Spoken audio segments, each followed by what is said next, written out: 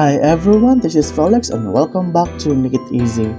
And for today's video, I'm going to show you on how to make your account private in Instagram.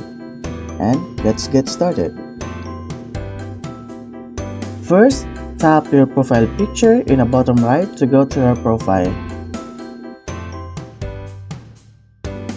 Then tap the three-dash line on the top right, then tap Settings and Privacy. Below, you can see your content, tap Account Privacy. Tap the switch button next to Private Account to make your account private. Lastly, tap Switch Private to confirm. And also, take a note that if you are under 16 when you sign up an Instagram account, you'll have the option to choose between a public or private account, but private is selected by default.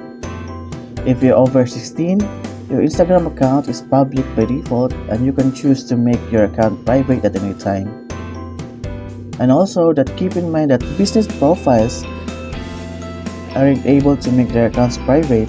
If you want to make your business account private, first switch back to your personal account. And that's it. If you have any questions or suggestions, feel free to hit a comment below in the comment section, and don't forget to like and subscribe to my channel.